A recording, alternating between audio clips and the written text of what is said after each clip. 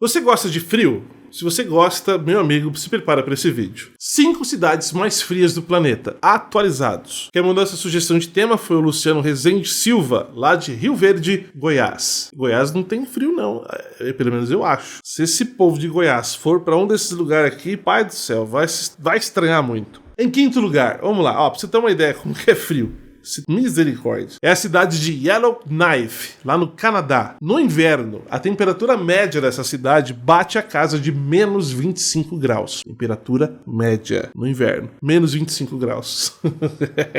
Dá pra encarar? Média! A menor temperatura alcançada lá na história bateu menos 56 graus. Surreal. Em quarto lugar, nós temos uma cidade da Mongólia. Na realidade, a capital da Mongólia. Ela chama Ulaanbaatar.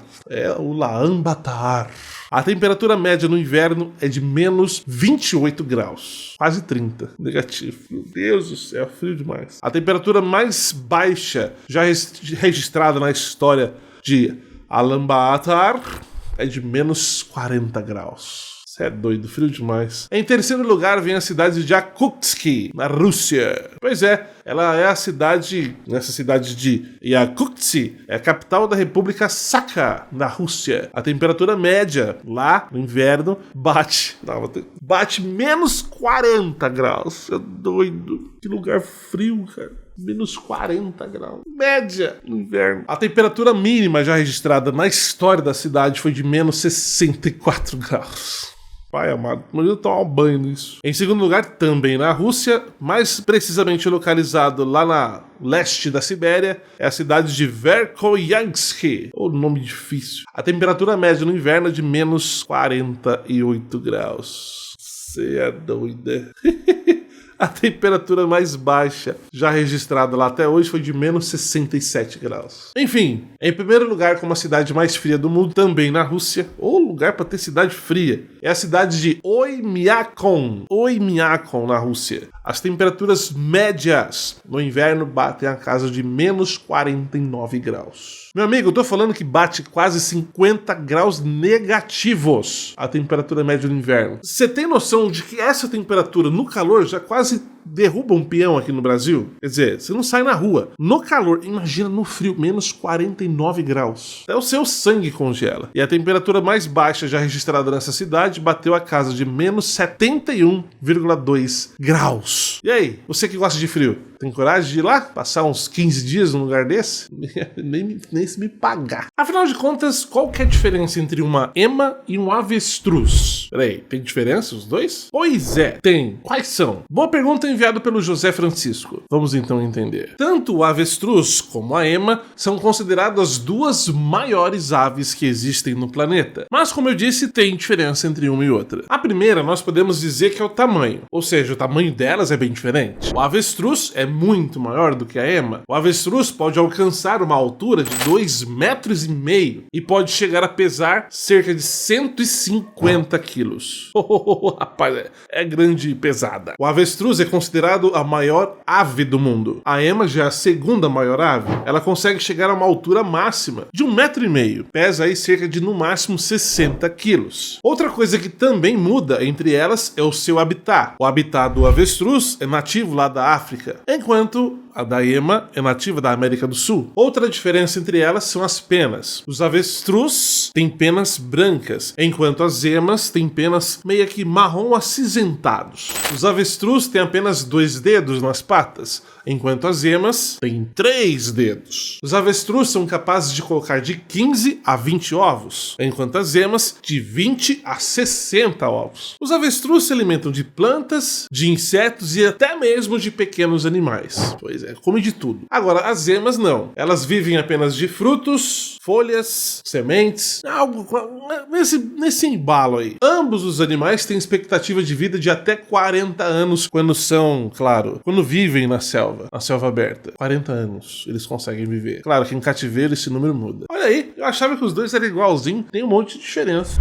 Quando nós colocamos um copo ou um cano no nosso ouvido, nós ouvimos um barulho. Mas afinal de contas, que barulho é esse que nós ouvimos aqui? Boa pergunta enviada pelo Serginho. Vamos descobrir. Bom, todo barulho que nós ouvimos quando nós estamos com um copo no ouvido, ou mesmo um cano, é causado pela amplificação de sons presentes em nosso redor, ou seja, no nosso ambiente. O copo ou o cano, ele atua como se fosse uma caixa de ressonância, aumentando assim a amplitude das vibrações sonoras que atingem aquela superfície, seja do copo ou do cano. O som é uma onda mecânica que se propaga por meio do ar, por meio do vento. Então, quando nós tampamos o nosso ouvido com um cano ou um copo, nós estamos meio que bloqueando todo o áudio externo para entrar no nosso tímpano. Porém, aquele espaço interno do copo ou do cano, ele propaga como se fosse um megafone. Um megafone pode ser como se fosse um megafone para poder assim aumentar aquele ruído que nós estamos ouvindo. Inclusive, o que você ouve nesses barulhos também é o seu sangue circulando por suas veias, é o batimento do seu coração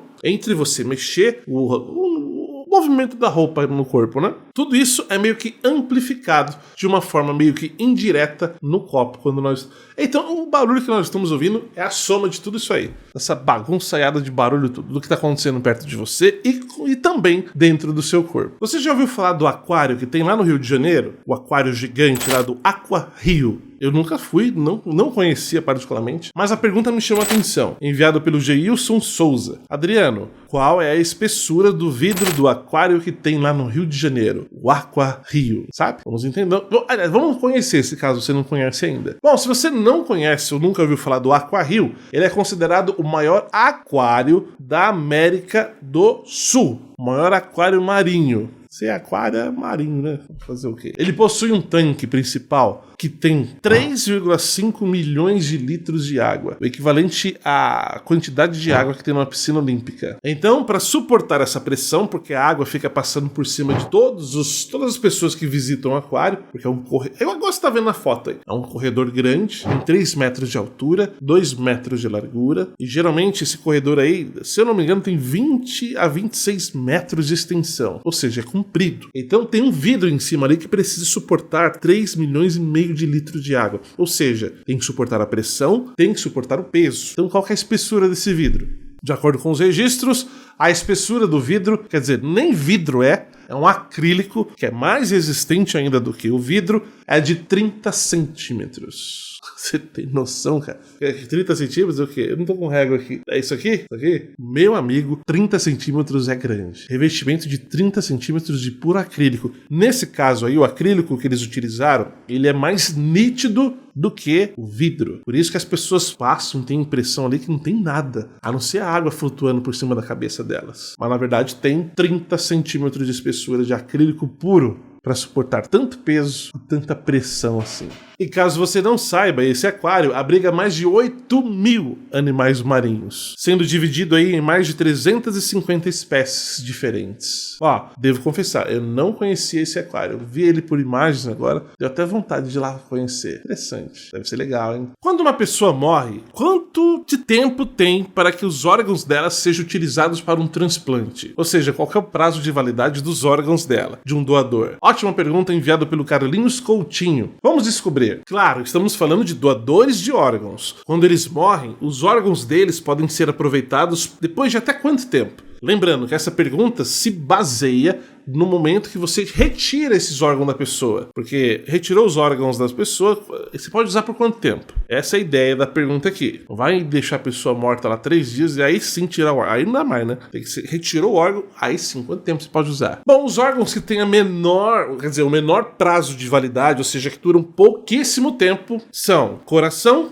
fígado e o pulmão. Eles precisam ser novamente transplantados num prazo máximo de até 4 horas, depois que foi removido do corpo do morto. 4 horas dá para reaproveitar eles. Caso passe deste prazo, aquele órgão não pode ser mais utilizado. Os rins já têm um prazo de validade, digamos assim, um pouco mais alto, um pouco maior. Eles podem ser transplantados em até 48 horas depois que eles foram removidos do corpo da pessoa que morreu. Os pâncreas já têm um prazo prazo mais ou menos. Eles precisam ser transplantados em até 24 horas. Os ossos, esses já têm um prazo mais alto. Eles podem ser transplantados em até 5 anos. Eu ia colocar aqui, quase eu faço 10, mas não, só 5 anos. Só. 5 anos é tempo pra caramba. A medula óssea, por exemplo, ela precisa ser transplantada num outro paciente em até no máximo 24 horas também. A pele é a mesma coisa, em até 24 horas. Agora, no caso das válvulas cardíacas, elas podem ser